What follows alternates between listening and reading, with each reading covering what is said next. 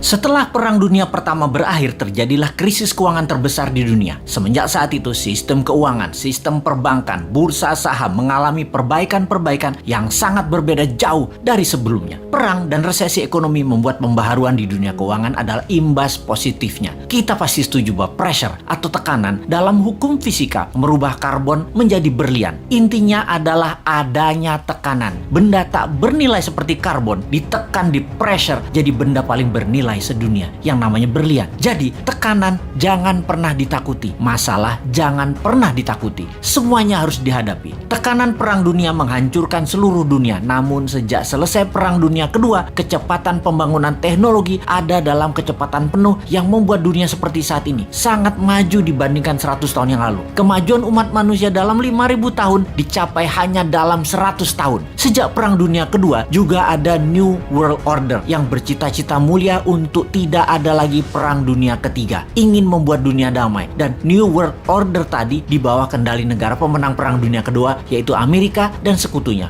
Lalu sejak tahun 2013 dunia punya penantang baru, penantang New World Order, namanya Tiongkok. Selama 300 tahunan Tiongkok menguasai perdagangan. Tiongkok kemudian dikerjain sama Eropa di awal abad 20, dihajar Jepang, sehingga dalam 200 terakhir penjajahan Eropa membawa kemunduran bagi Tiongkok. Deng Xiaoping kemudian punya ambisi besar, yaitu rebut kembali perdagangan dunia di bawah kendali Tiongkok. Dan kemudian faktanya adalah dalam 40 tahun, sejak tahun 1989 hingga saat ini, Tiongkok membuktikan telah menjadi negara perdagangan nomor 1 di dunia lagi. Menjadi negara kedua terkaya di bawah Amerika. Dan di tahun 2013, Tiongkok mulai ekspansi ekonominya. Strategi mencaplok ekonomi itu namanya BRI atau Belt Road Initiative, atau juga dikenal dengan nama lain, OBOR, One Belt One Road. Dunia diikat atau di belt menjadi satu, semuanya ke arah Beijing. Negara di bawah Tiongkok diperlakukan seperti provinsinya Tiongkok, sampai menggunakan yuan mata uangnya. Banyak negara Afrika, Asia, Amerika Latin yang mulai dikendalikannya. Memang ekonominya negara tersebut terlihat maju, tetapi hanya fisiknya saja yang maju, yaitu gedung, jalanan, namun kedaulatannya terambil, terutama uangnya. Sungguh, darahnya ekonomi adalah uang, dan uangnya itu harus pakai yuan. Di tahun 2016, seorang Sontoloyo yang namanya Trump menang presiden di Amerika, dan selama 4 tahun terjadilah perang dagang yang dimenangkan Amerika secara telak. Tiongkok tidak tinggal diam. Globalis cabal yang sejak lama bersama mereka memilih presiden lemah yang namanya Biden dan dimenangkan. Amerika mendadak menjadi mitra Tiongkok kembali saat ini. Pada saat PKC, Partai Komunis Tiongkok, beberapa minggu yang lalu ulang tahun ke-100, Xi Jinping dengan berani mengatakan akan memenggal kepala negara yang berani membuli Tiongkok, akan mengambil kembali Taiwan, Hong Kong, dan Macau. Bukan one country two system, tetapi one country Tiongkok only, dan menyiapkan 1000 silo tempat peluncuran roket berhulu ledak nuklir. Saat ini dunia dalam keadaan Perang Dunia Ketiga melawan virus akan menjadi perang militer Perang Dunia Ketiga sesungguhnya. Pernyataan sederhana dari pakar intelijen yang mengatakan, kalau Amerika tidak serang Tiongkok sekarang, mendiamkan Tiongkok sampai 10 tahun ke depan, Amerika tidak akan pernah menang perang dengan Tiongkok. Tiap tahun Tiongkok akan semakin kuat dan semakin kuat. Indonesia bagaimana? Pepatah gajah berkelahi dengan gajah, pelanduk mati di tengahnya. Jangan sampai terjadi. Amerika dan Tiongkok berperang, jangan sampai Indonesia jadi pelanduk mati di tengahnya. Kita harus segera berdaulat. Ambil kesempatan ini untuk berdaulat. Inilah masa yang tidak ada lagi yang terbaik dibandingkan masa ini. Pertama, Bappenas membuat perhitungan dengan rinci. Berapa cost accountingnya untuk Indonesia menjadi negara superpower di tahun 2045? Berapa biayanya? Buat 3 step.